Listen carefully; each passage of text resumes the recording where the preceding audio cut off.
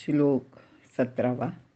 उत्तमः पुरुषस्त्वन्यः परमात्मेत्युदाहृतः यो लोकत्रयमाविश्य बिभर्तव्यय ईश्वरः. अर्थ, या दोन पुरुषाहून अन्य उत्तम पुरुषाला परमात्मा असे म्हणतात. तो अविनाशी ईश्वर तिन्ही लोकात प्रवेश करून त्यांना धारण करतो असे भगवंत इथे सांगत आहेत. विवरण. मागील श्लोकात क्षर आणि अक्षर या दोन प्रकारच्या पुरुषांचे वर्णन केल्यानंतर या दोन्हीहून उत्तम पुरुष दुसराच कोणी आहे असे भगवंत इथे सांगत आहेत. अन्य म्हणजे दुसरा किंवा वेगळा असे परमात्म्याला उद्देशून ते म्हणत आहेत. पण तो नुसता वेगळा नाही, तर तो विलक्षण सुद्धा आहे. 18व्या श्लोकात परमात्मा क्षरापेक्षा अतीत व अविनाशी अक्षरापेक्षा उत्तम आहे असे भगवंत सांगत आहेत. परमात्म्याचा अंश असलेल्या जीवात्म्याची दृष्टी किंवा आकर्षण नाशवान क्षरगोष्टीकडेच असते, म्हणून परमात्मा त्यापेक्षा विलक्षण आहे. येथे कोणताच विकार नाही. परमात्मा शब्दच निर्गुणवाचक आहे. परम म्हणजे श्रेष्ठ. तो संपूर्ण जीवांचा आत्मा आहे. आत्मा हा त्याचाच अंश आहे आणि तोही अव्यय अक्षर आहे. तर परमात्मा ही सर्वात वरिष्ठ किंवा श्रेष्ठ अशी शक्ती आहे.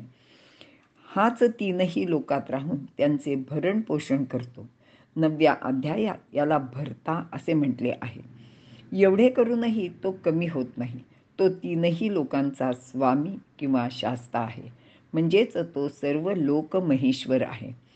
जीवावर प्रभुत्व गाजविणारा हा आत्मा परमात्म्याचा अंश असला तरी या जीवावर, शरीरावर मात्र या परमेश्वराचेच प्रभुत्व आहे. अध्याय 13मध्ये क्षेत्र हा शब्द जीव व शरीर या दोघांच्यासाठी मिळून वापरला आहे. तर क्षेत्रज्ञ हा शब्द आत्म्यासाठी योजला आहे. अपरा प्रकृती म्हणजे सजीव शरीर, तर पराप्रकृती म्हणजे जीवभूत आत्मा आहे. परा व अपरा प्रकृतीपासून सर्व भूते उत्पन्न होतात आणि त्या सर्वांवर सत्ता चालविणारा तो उत्तम पुरुष किंवा परमात्मा आहे. मागील श्लोकात या विश्वात क्षर आणि अक्षर म्हणजे विनाशी आणि अविनाशी असे दोन पुरुष आहेत असे सांगितले होते. या श्लोकात या दोघांपेक्षा निराळा असा उत्तम पुरुष आहे असे भगवंत सांगत आहेत. म्हणून उत्तम पुरुष हा तिसरा पुरुष आहे असा याचा अर्थ होऊ शकतो. पण हा तिसरा नसून क्षर आणि अक्षर मिळून जो एकच होतो तोच उत्तम पुरुष आहे. यामध्ये दोन्ही सामावलेले आहे. क्षर व अक्षर पुरुष कनिष्ठ आहेत, म्हणून या उत्तम पुरुषाला पर म्हणजे श्रेष्ठ असा आत्मा किंवा परमात्मा असे म्हटले जाते.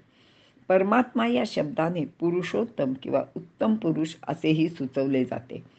तसे तर याविषयी शब्दाने सांगताच येत नाही, तसे ते शक्यही नाही.